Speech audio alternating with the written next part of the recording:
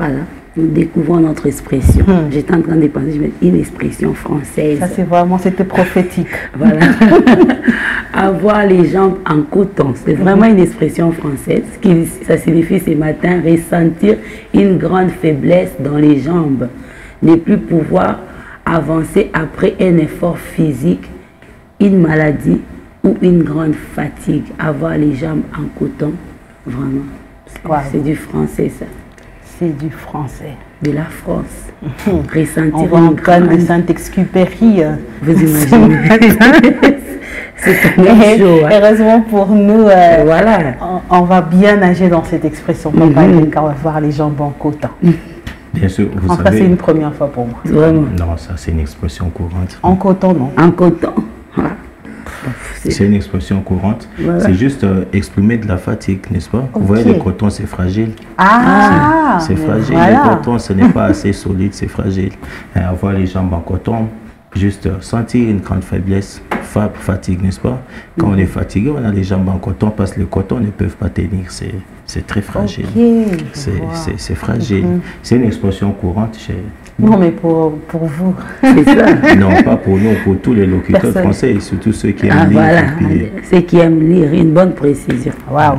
Nous, on a découvert ce matin et donc c'est une expression qui veut simplement dire qu'on est fatigué. Vous savez, même quand après avoir été malade, vous êtes convalescente là, pendant la convalescence, vos jambes sont en coton, vous ne savez pas marcher.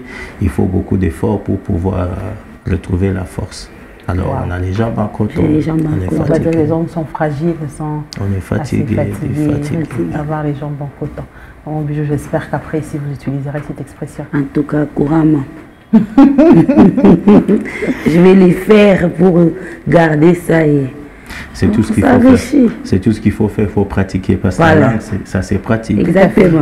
Il ne faut pas pratiquer pour...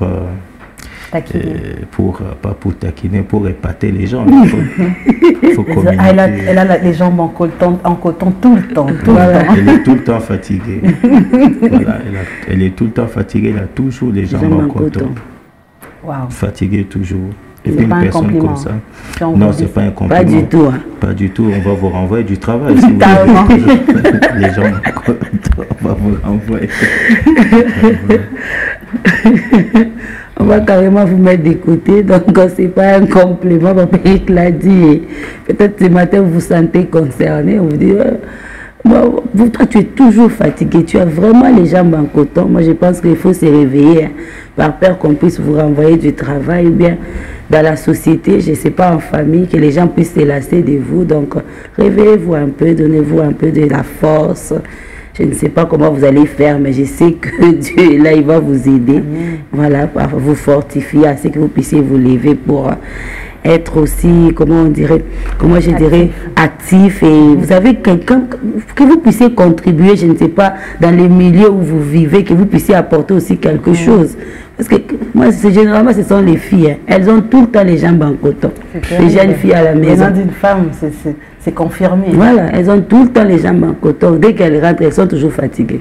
Quand on puise des lots, les jambes en coton. Vous pouvez parler des jambes en coton. Et puis après, elles sont les premières à aller chercher. Pour manger, elles n'ont pas les jambes en coton.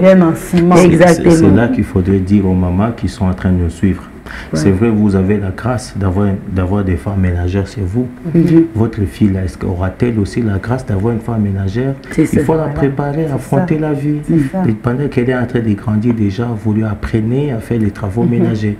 Plutôt qu'elle est là, c'est une princesse devant le poste téléviseur, devant son téléphone, 14 ans, 15 ans, 16 ans, 17 ans, 18 ans, 19 ans, 20 ans.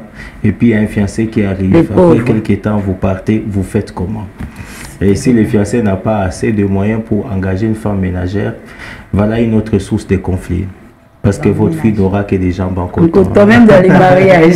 Franchement, il y a des gens comme ça. Hein. Tout le temps fatigué, mais elle ne sait rien faire. Ça veut dire, nous disons aux mamans, c'est un conseil, apprenez à vos jeunes petites filles les travaux ménagers. C'est bon. Parce que vous avez la chance d'avoir une femme ménagère. Peut-être elle n'en aura pas. Wow. Très bon conseil avec cette expression, avoir les jambes en coton, ne décourageant aux femmes, même aux hommes, d'avoir des jambes en coton. Par moments, c'est agaçant.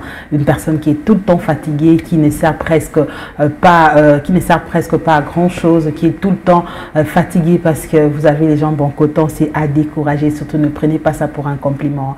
Si on vous disait que vous avez les jambes en coton, examinez-vous et regardez autour de vous-même pourquoi on vous le dit ainsi, et ça vous aidera à mieux vous positionner. C'était l'expression qui amène la pensée, la première pensée de semaine. Nous découvrons cette pensée, on se retrouve juste après.